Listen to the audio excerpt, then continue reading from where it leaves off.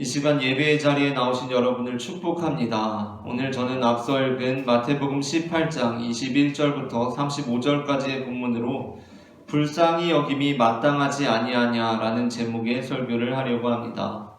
전해지는 말씀 가운데 하나님의 은혜가 있기를 바랍니다.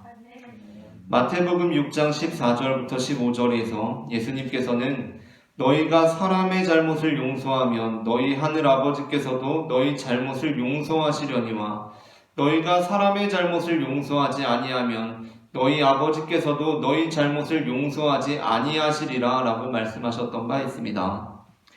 이 본문은 주기도문에 나오는 앞선 12절 우리가 우리에게 죄 지은 자를 사하여 준 것 같이 우리 죄를 사하여 주옵시고 라는 구절에 예수님께서 덧붙이신 구절로서 마치 우리가 다른 사람을 용서하고 다른 사람의 죄를 사하여 주는 것이 구원의 조건이 되는 것처럼 기술되어 있습니다.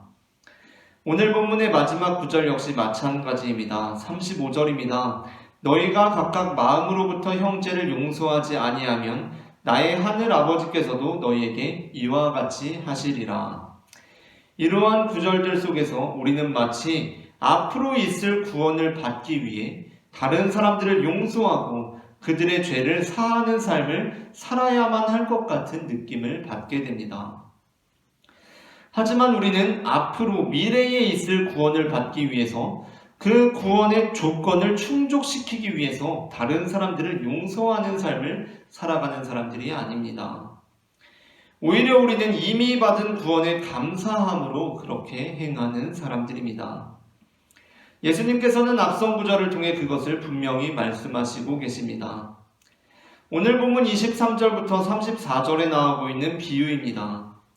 이 비유에서 우리가 익히 잘 알고 있는 이 비유에서 종은 자신에게 빚진 동료를 만나게 되었을 때 종이 자신에게 빚진 동료를 만나게 되었을 때 자신의 빚을 탕감받기 위해 동료의 빚을 탕감해 주어야 하는 사람으로 등장하고 있질 않습니다.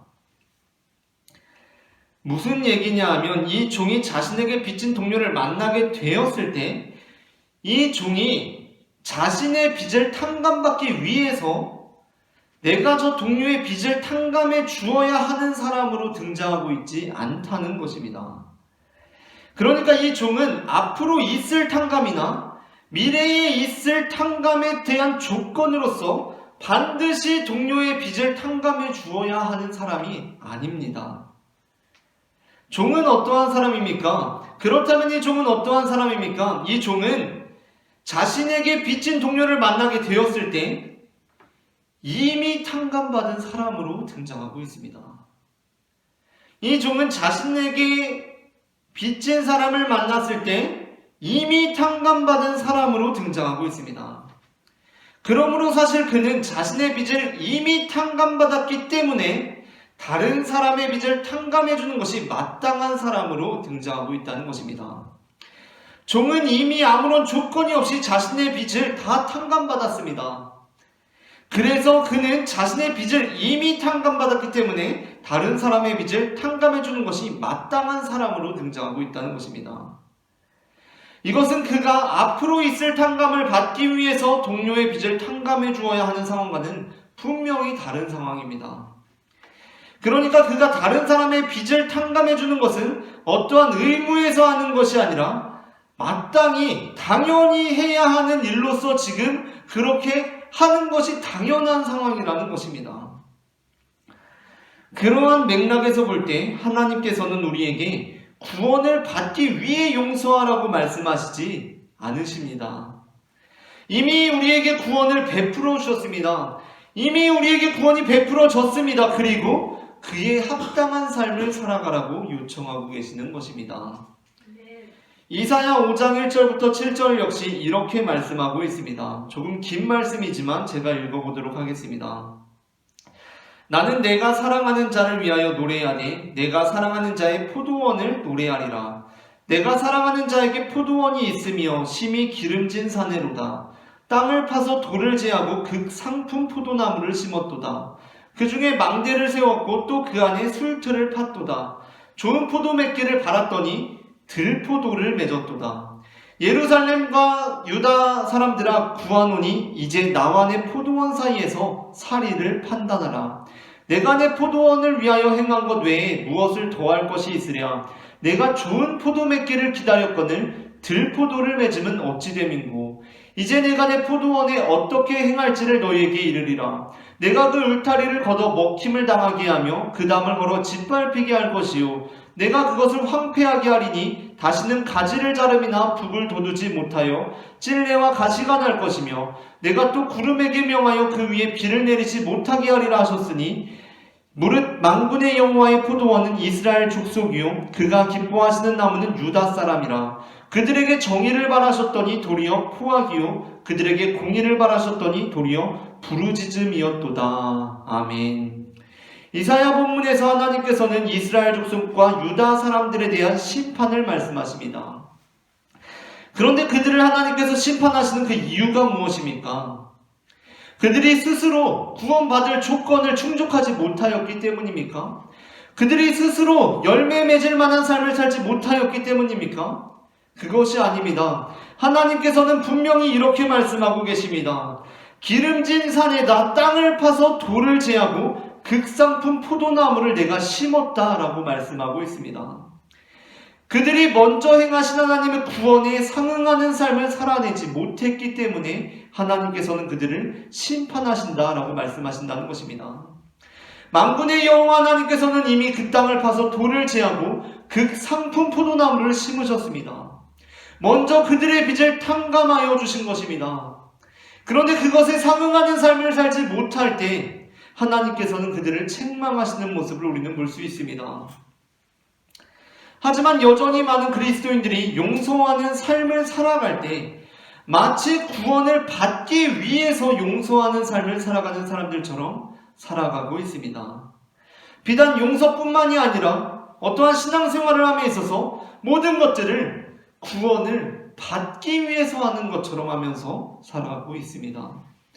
그렇다 보니까 모든 신앙생활은 구원을 받기 위해 행하는 수고가 되고 어느새 먼저 받은 구원에 대한 감사와 기쁨이 사라져버리고 마는 것입니다.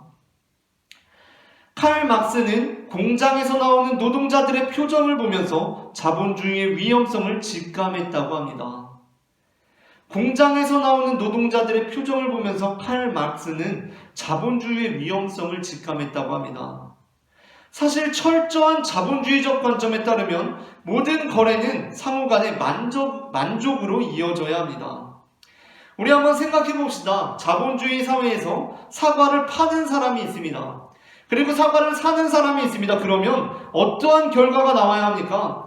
사과를 파는 사람은 사과를 팔고 돈을 벌어서 좋아야 합니다. 그리고 돈을 내고 사과를 산 사람은 돈을 내고 사과를 얻었으니까 어떻게 해야 됩니까? 좋아야 합니다. 그게 자본주의의 관점입니다.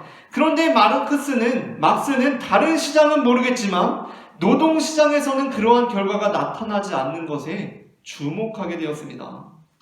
공장 주인인 자본가는 노동자들의 노동력을 삽니다. 그리고 좋아합니다. 기뻐합니다. 잘못된 일이 아닙니다. 그런데 마르크스가 보았을 때 노동자들 쪽을 보게 되었을 때 그는 무언가 이상한 현상이 발생하고 있음을 보게 됩니다. 당연히 사과를 판 사람도 좋고 사과를 산 사람도 좋고 노동력을 산 사람도 좋고 노동력을 판 사람도 좋아야 하는데 마르크스가 노동자들의 표정을 보았을 때 어쩐지 노동자들의 표정이 그다지 밝지가 않습니다. 자신의 노동력을 팔고 돈을 얻었음에도 불구하고 그들의 표정에는 기쁨과 환희가 엿보이지 않습니다. 오히려 그들의 노동력뿐만 아니라 그들의 모든 권리를 다 팔아넘긴 사람처럼 그들의 표정에는 슬픔과 고통이 서려 있었던 것입니다. 마르크스는 그들의 비애를 바라볼 줄 아는 사람이었습니다. 그래서 마르크스는 그 노동자들의 표정을 보고 자본주의의 한계와 위험성을 얘기하는 자본론을 집필하게 됩니다. 저는 오늘날 교회에서도 간혹 그러한 표정의 사람들을 보게 됩니다. 우리의 신앙에 따르면 어떻습니까? 우리는 사실 기뻐야 합니다. 즐거워야 합니다. 당연히 그래야 합니다. 그런데 신앙생활을 열심히 하면서도 이상하게 슬퍼 보이는 사람들이 있습니다. 왜 그렇습니까? 신앙생활을 열심히 하고 있는데 무언가 슬퍼 보이는 사람이 있습니다. 왜 그렇습니까? 거기에서 우리는 지금 뭐가 잘못되고 있는 거 아닌가? 그것을 직감할 수 있어야 한다는 것입니다. 여기에는 논리적인 게 필요하지 않습니다. 그들의 표정을 볼 수 있는 감성이 우리에게 필요하다는 것입니다. 지금 무언가 잘못되었습니다. 그들에게는 이미 받은 구원에 대한 감사와 기쁨이 사라지고 없는 상태에 놓이게 되었습니다. 오히려 그들은 이미 구원을 받은 사람들임에도 불구하고 마치 앞으로 구원을 받아야 하는 사람들처럼 살아가고 있습니다. 그렇다 보니까 그 심령의 안정이 사라지고 그 영혼의 평안이 깃들지 못하고 그가 하는 모든 것들이, 모든 신앙행위들이 단지 구원을 얻기 위한 수고가 되어버리고 만 것입니다. 요한일서 4장 7절부터 11절에서는 이렇게 말씀하고 있습니다. 사랑하는 자들아, 우리가 서로 사랑하자. 사랑은 하나님께 속한 것이니 사랑하는 자마다 하나님으로부터 나서 하나님을 알고 사랑하지 아니하는 자는 하나님을 알지 못하나니 이는 하나님은 사랑이심이라. 하나님의 사랑이 우리에게 이렇게 나타난 바 되었으니 하나님이 자기의 독생자를 세상에 보내심은 그로 말미암아 우리를 살리려 하심이라. 사랑은 여기 있으니 우리가 하나님을 사랑한 것이 아니요 하나님이 우리를 사랑하사 우리 죄를 속하기 위하여 화목제물로 그 아들을 보내셨음이라. 사랑하는 자들아, 하나님이 이같이 우리를 사랑하셨은즉 우리도 서로 사랑하는 것이 마땅하도다. 아멘. 요한일서는 우리가 하나님을 먼저 사랑한 것이 아니라 하나님께서 우리를 먼저 사랑하셨음을 분명히 선언하고 있습니다. 우리는 하나님의 사랑을 입기 위해 우리의 형제를 사랑해야만 하는 자들이 아닙니다. 내가 내 형제를 사랑해야 하나님께서 나를 사랑해 주시겠지, 내가 내 형제를 용서해야 하나님께서 나를 용서해 주시겠지, 그렇게 생각하는 사람들이 아닙니다. 우리는 어떠한 사람들입니까? 우리는 하나님께 빚을 탕감받기 위해 동료의 빚을 탕감해 주어야 하는 사람들이 아니라는 것입니다. 그것이 아니라 우리는 하나님께서 우리를 먼저 사랑하셨기 때문에 하나님의 그 놀라우신 사랑에 대한 응답으로서 서로 사랑하는 삶을 살아간다는 것입니다. 그런데 그것이 아니라 만일 우리가 용서를 정말 해야만 해서, 그래서 구원을 받기 위해서는 용서를 해야만 하기 때문에 우리의 형제 자매를 용서하는 삶을 살아간다면 우리는 하나님을 정말 슬프게 만드는 사람들이 되고 말 것입니다. 오래전에 라이언 고슬링이라는 배우와 레이첼 메가담스라는 배우가 각각 노아와 엘리라는 그 연인을 맡아서, 주연으로 맡아서 연기한 영화 노트북이라는 실화를 바탕으로 한 영화를 본 적이 있습니다. 그 영화에 보면 이런 이야기가 나옵니다. 어린 시절에 함께 노아와 엘리라는 그 두 청년이 사랑을 하게 됩니다. 그런데 사랑을 하다가 이제 여러 가지 사정으로 인해서 막 집안에 반대도 있고 이래서 오랜 시간 이제 떨어져서 지내게 됩니다. 헤어져서 지내게 됩니다. 그렇게 헤어져서 오랜 시간 지내게 되고 어느덧 엘리는 노아를 완전히 잊어버리고 살아가게 됩니다. 그렇게 오랜 시간이 흘러서 엘리는 약혼자가 생기고 결혼을 앞두게 된 시점이 되었습니다. 그런데 그때 노아와 엘리는 운명적으로 다시 만나게 되고 엘리는 그때 노아가 이제까지 자신을 기다리고 있었다라는 것을 알게 됩니다. 그렇게 둘은 이전의 시간들을 떠올리면서 다시 서로 사랑하게 됩니다. 그러나 엘리에게는 누가 있습니까? 지금 약혼자가 있습니다. 그녀는 다시 약혼자에게 돌아가야만 했습니다. 그 일로 인해서 노아와 엘리는 심하게 다투게 됩니다.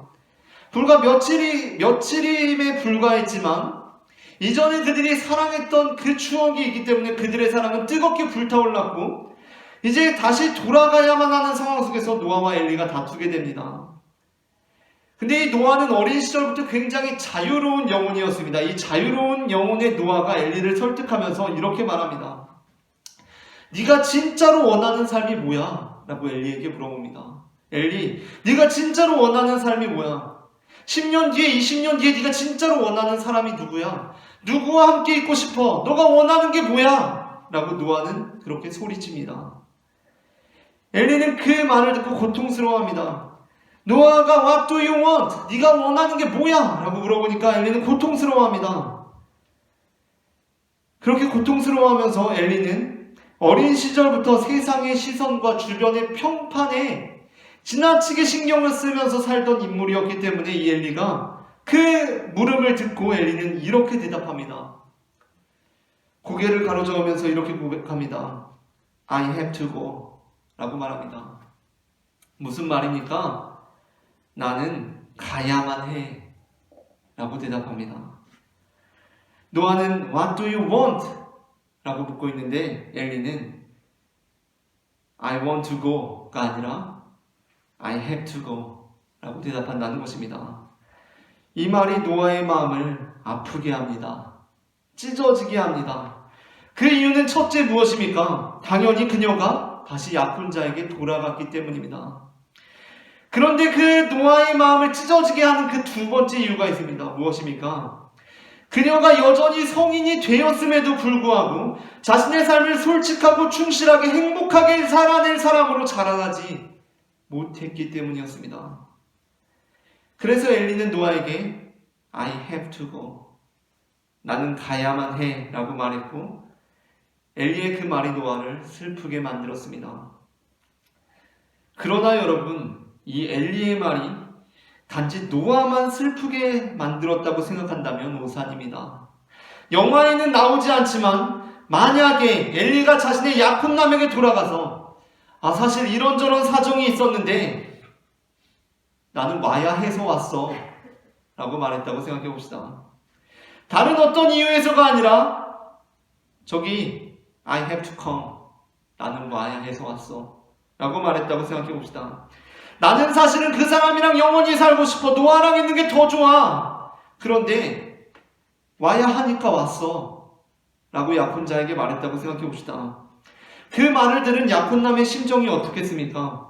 그래도 와서 다행이라는 안도감이 들겠습니까? 잠깐은 그럴지도 모르겠습니다. 그런데 그 말을 들은 약혼남은 아마 노아와 같은, 아니 어쩌면 노아보다 더 심한 슬픔에 잠기고 말 것입니다. 나는 와야만 해서 왔다. 그 말은 약혼자를 가장 비참하게 만드는 말이라는 것입니다.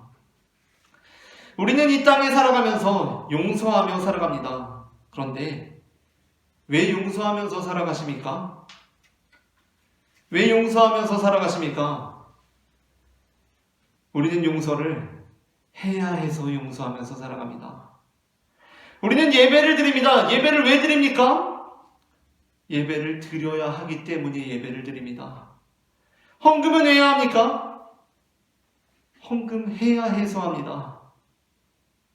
저는 이 문구를 적으면서 너무나 마음이 아팠습니다. 나는 용서를 왜 하는가?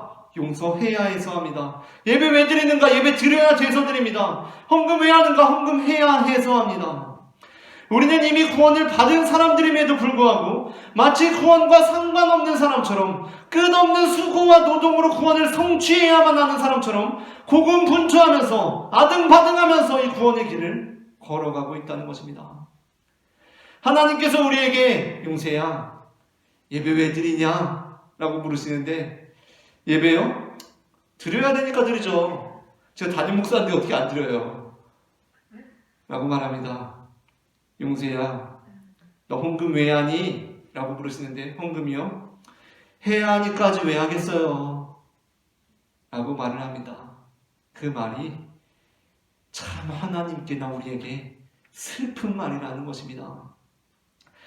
누가복음 7장 36절부터 50절에서 향유 담을 옥합을 예수님께 가지고 가서 예수님의 발을 눈물로 적시면서 자기 머리털로 닦은 여인에 관한 내용이 나옵니다.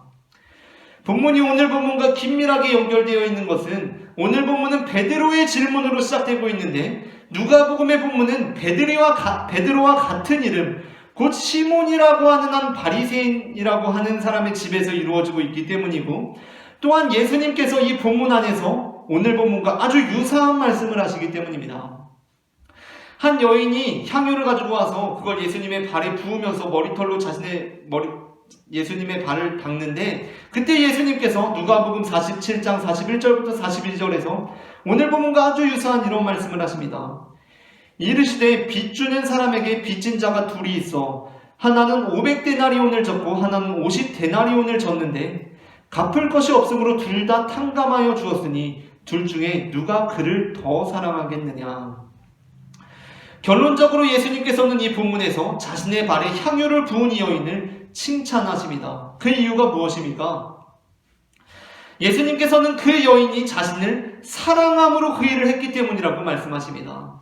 47절입니다. 이러므로 내가 네게 말하노니 시몬에게 말하는 것입니다. 그의 많은 죄가 사하여졌도다. 이는 그의 사랑함이 많음이라. 사함을 받은 일이 적은 자는 적게 사랑하느니라 라고 말씀하십니다. 사실 이 여인은 죄인으로서 자신의 죄의 문제를 해결하기에 절박한 사람이었습니다. 모든 사람들로부터 죄인 취급받던 사람들이었습니다. 그런데 마음을 살피시는 예수님께서는 그녀가 단순히 자신의 죄를 씻기 위해서 이 일을 했기 때문에 그녀의 죄가 씻음받았다고 말씀하시는 것이 아닙니다. 예수님께서 어떻게 말씀하십니까? 그녀가 자신의 죄를 씻기 위해 이 일을 했다고 보시는 것이 아니라 그녀가 사랑함으로 이 일을 했기 때문에 자연히 그녀의 많은 죄가 사해진 것이라고 말씀하십니다. 우리의 신앙생활이 바로 이러한 모습이어야 합니다. 우리의 죄를 씻기 위해, 구원받기 위해 주님을 사랑하는 것이 아니라 이미 많은 죄를 사함 받았기 때문에, 이미 구원을 받았기 때문에 주님을 더욱 많이 사랑할 수밖에 없는 것입니다. 그게 아니라 우리가 마치 우리의 죄를 사하기 위한 목적으로, 구원받기 위한 목적으로, 용서받기 위한 목적으로 우리의 향유를 주님 앞에 쏟기 시작할 때, 그러니까 우리가 사랑함으로 이 일을 하지 못할 때, 사랑함으로 신앙생활을 하지 못할 때, 우리는 우리보다 적은 양의 향유를 드림으로써 죄사함을 받는 자들을 보면서 시기와 질투를 하기 시작합니다.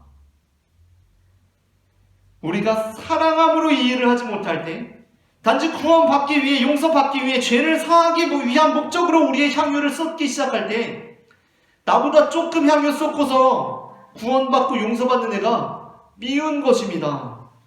손해보는 마음이 드는 것입니다. 흔히 이런 이야기들 있지 않습니까?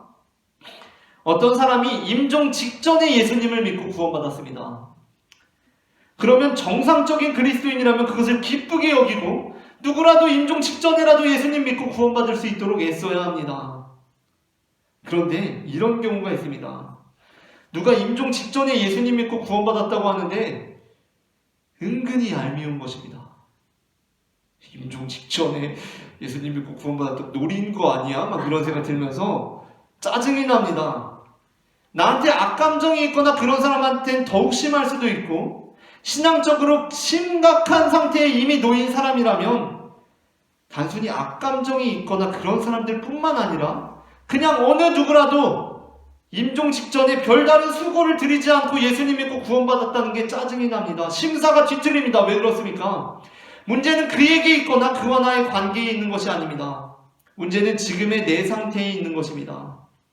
지금 내가 하고 있는 이 신앙생활이 구원받기 위해 하고 있는 것이고, 그래서 이 수고와 고생을 감당하고 있는 것이다 보니까, 아니 예배 한 번 안 드리고 그 시간적 손해를 단 한 번도 감수하지 않고, 아니 헌금 한 번 안 드리고 그 물질적 손해를 단 한 푼도 감수하지 않고 임종 직전에 구원을 받은 그 사람의 행동이 뭔가 되게 얌체스럽게 느껴지는 것입니다. 그렇다면 우리는 우리의 신앙을 한번 점검해 보아야 합니다. 이렇게 생각해 봅시다. 만약 내가 쌍둥이인데 어린 시절에 갑작스럽게 부모님을 잃어버렸습니다. 쌍둥이 둘이 다 부모님을 잃어버렸습니다. 워낙 어린 시절이다 보니까 부모님을 찾지 못해서 평생을 이제 시설 같은 데 보내서 이제 자라게 된 것입니다. 그런데 그런 데 가면 이제 쌍둥이가 어떤 사정에 의해서 또 떨어지지 않습니까? 같이 막 못 자랍니다. 떨어져가지고 타지에 가서 서로 연락도 안 됩니다. 그렇게 자라나게 되었습니다. 진짜 엄청 고생하면서 자랐습니다. 그런데 다행히도 나는 한 20살 정도 때 친부모를 찾게 된 것입니다. 그리고 한 20살 정도 때부터 부모님과 함께 살았습니다. 그리고 결국에는 한 40살 정도 됐을 때 다른 쌍둥이도 찾게 됐습니다. 그러면은 내 마음에는 어떤 마음이 있어야 합니까? 먼저 부모님을 찾은 나에게는 늦게 부모님, 나보다 한 20년 뒤에 부모님을 찾은 이 쌍둥이에 대한 약간은 빚진 마음이 있어야 합니다. 내가 먼저 부모님과 산 것이 사실 미안할 일은 아니지만 괜히 미안함, 괜한 미안한 빚진 마음이 있는 게 정상이라는 것입니다. 거기서 야 너는 40의 부모님 만나서 좋겠다 라고 하면은 지금 뭔가 되게 이상한 상황 아닙니까? 지금 뭔가 되게 이상한 상황입니다. 마땅치 않은 상황입니다. 심지어 그럴 일은 없겠지만 거의 80 넘어가지고 임종 직전에 부모님 찾게 되었을 때 마음 가운데 은근히 부럽습니다. 좋겠는데 야 임종 직전에 찾았네. 부럽다. 지금 이게 정상적인 상황이 아니라는 것입니다. 앞선 이사야 본문에서 하나님께서 사리를 판단하라 라고 하신 부분과 예수님께서 굳이 오늘 본문을 말씀하시면서 그러니까 너네는 용서해라 라고 하신 게 아니라 용서하는 것이 마땅하지 아니하냐? 불쌍히 여김이 마땅하지 아니하냐? 지금 이렇게 하는 게 마땅한 상황 아니냐? 라고 되물으신 의도에 대해서 다시 한번 생각해 보게 되는 대목입니다. 사실 우리가 곰곰이 생각해 보면 우리가 이미 구원을 받은 사람들이라면, 이미 큰 은혜를 입은 사람들이라면 오늘 본문에 10,000달란트라고 하는데 이 10,000달란트가 오늘날로 환산하면 얼마일까? 수많은 주장들이 있습니다. 근데 어떤 사람들은 심지어 5천억 원 정도 될 것이다 라고 이렇게 주장하기도 합니다. 그 정도 10,000달란트의 빚을 탕감받은 사람이라면 이 5천억 원에 비하면 100데나리온은 한 1,000만 원 정도에 해당하는 돈인데 1,000만 원 내가 탕감해주는 사람한테는 오히려 괜히 민망한 게 정상입니다. 야, 내가 1,000만 원 탕감해 줄게라고 하는 것도 사실은 되게 민망해야 하는 상황입니다. 그게 정상입니다. 내가 순수한 자비와 사랑으로 5천억 원을 탕감받고 나왔는데 저쪽에서 나한테 1,000만 원 빚진 동료가 나를 보더니 후다닥 뛰어갑니다. 그러면 됐다 그냥 가라 라고 하는 게 지금 마땅한 상황이라는 것입니다. 예수님은. 그럼에도 불구하고 이렇게 말하는 사람이 있을 수 있습니다. 야, 우리도 들어보니까 막상 들어보니까 1,000만 원 큰 돈인데 꽤 도움 되겠는데 1,000만 원 지금 받으면은 아유 목사님 그래도 1,000만 원 큰 돈이죠 라고 하는 사람은 아직도 지금 5천억을 탕감받았다는 게 무슨 소리인지는 살이 분별이 안 되는 사람이라는 것입니다. 말로는 5천억이라고 들었는데 잘 실감이 나지가 않습니다. 이게 대체 뭔 소리인지를 모르겠다는 것, 뭔 소리인지를 모르고 있다는 것입니다. 그렇기 때문에 우리는 우리의 마음을 돌아보고 주님을 향한 우리의 마음이 어떠한 상태에 있는지를 돌아보아야 합니다. 그리고 혹시라도 내 마음에 이상하게 나보다 늦게 부모님을 알게 된 쌍둥이가 괜히 부러운 마음이 들면 내 마음을 살펴보면서도 또 한편으로는 나를 찾은 부모님이 진짜 부모님인지 살펴볼 필요가 있습니다. 단순히 내 탓만이 아니고 그 나를 찾았다는 친부모가 사실은 친부모가 아니라 내 노동력을 착취하고 자신의 이속만 챙기는 악덕 공장 주인일 수도 있기 때문입니다.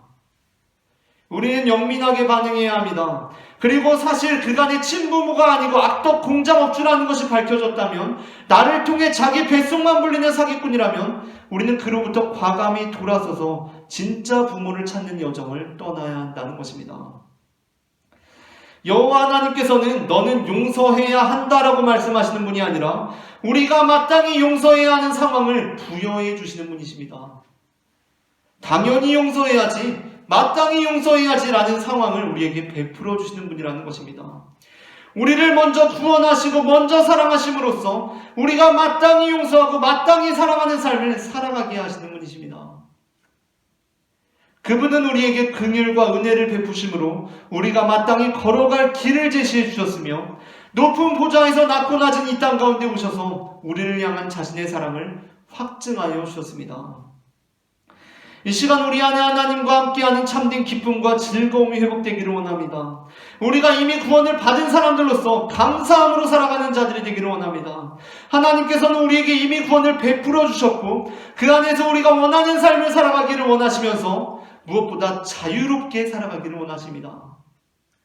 이처럼 하나님께서는 우리가 이미 구원받은 자들임을 늘 기억하고 그 은혜 안에서 주님과 기쁨과 즐거움과 감사가 넘치는 관계를 맺기를 원하시는 분임을 저는 마태복음 18장 21절부터 35절 말씀을 근거로 고백합니다.